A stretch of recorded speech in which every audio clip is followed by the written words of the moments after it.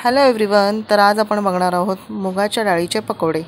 तर इथे आपल्याला हिरव्या सालीची मुगाची डाळ घ्यायची आहे आणि 4 तास त्याला भिजत ठेवायचं आहे। तर मी इथे मुगाची डाळ घेतलेली आहे आणि इथे आता मी मिक्सरला वाटून घेत आहे। त्यामध्ये आपल्याला आलं, लसूण आणि मिरच्या टाकून घ्यायच्या आहेत आणि थोडेसं जिरे टाकलेलं आहे। तर इथे आपल्याला थोडे थोडे करून मूग वाटून घ्यायचे आहेत। तर चला आपण मूग वाटून घेऊया आणि एकदम पेस्ट करून नाही घ्यायचं आहे, थोडं जाडसरच ठेवायचं आहे आपल्याला। पकोडे सुंदर असे बनतील आणि थोडे क्रिस्पी पण लागतील। तर मी इथे असे थोडे थोडे करून मूग वाटून घेणार आहे आणि त्यानंतर आपल्याला हे बघा थोडंसं जाडसरच ठेवायचं आहे, एकदम फाईन पेस्ट नाही बनवून घ्यायची आपल्याला। आणि थोडेसे मूग आपल्याला ते बाजूला काढून ठेवून हे ते सुद्धा त्याच्यामध्ये ॲड करून घ्यायचे। आणि इथे मी एकच कांदा घेतलेला आहे, चिरून टाकलेला आहे त्यामध्ये, आणि एक बटाटा किसून टाकायचा आहे क्रिस्पीनेससाठी। खूपच क्रिस्पी होतं। आणि चवीनुसार मीठ टाकून घेतलेलं आहे, बघू शकता। थोडीशी हळद वरून आपल्याला टाकायचं आहे, चिरलेली कोथिंबीर, आणि हे आपल्याला आता मिक्स करून घ्यायचं आहे। तर ह्या डाळीचे भजे तुम्हाला भरपूर आवडतील। आपल्या संध्याकाळच्या टायमाला खायला काही नसलं तर हे भजे तुम्ही बनवून खाऊ शकता, किंवा जेवणाशी तोंडी लावायला सुद्धा छान अशी टेस्ट येते याची,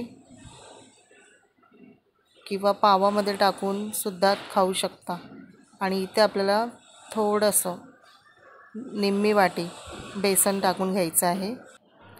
बेसन टाकून झाल्याच्या नंतर आपल्याला छानपैकी हे मिक्सचर एकत्र करून घ्यायचं आहे, कुठेही गाठी वगैरे ठेवायच्या नाही आहेत।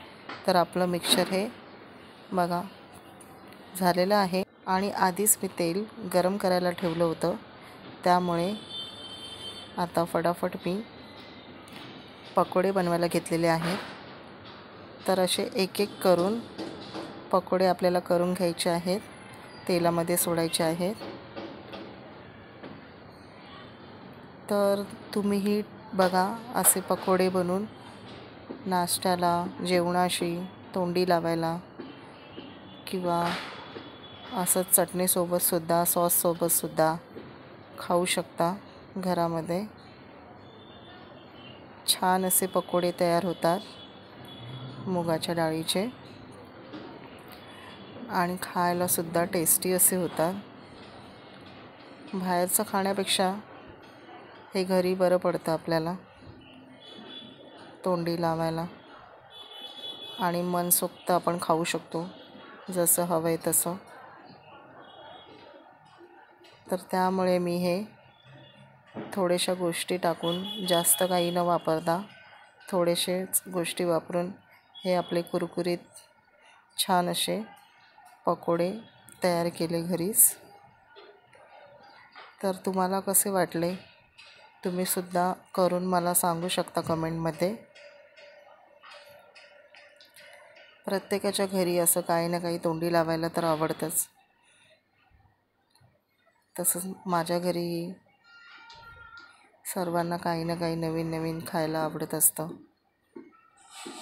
त्यामुळे संध्याकाळच्या वेळेस तर आम्ही असंच काही ना काही बनवून खात असतो। मग मी असं काहीतरी नवीन विचार करते की काहीतरी बनवावं तोंडी लावायला किंवा खायला।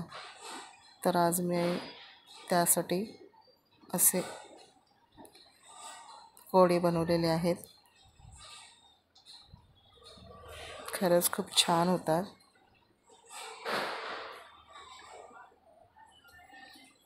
तुम्ही पण ट्राय करा। आपल्याला हे हाय फ्लेमवरच करायचे आहेत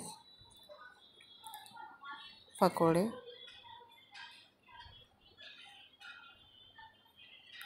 मस्त आतपर्यंत तेल जाऊ द्यायचं, तर आतून कच्चेपणा नाही राहत त्याचा, आतूनही शिजतात ते.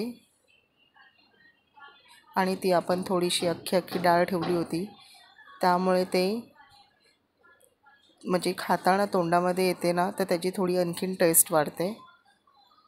आलं लसूणमुळे पण त्याला चव येते. आलं लसूण मिरची,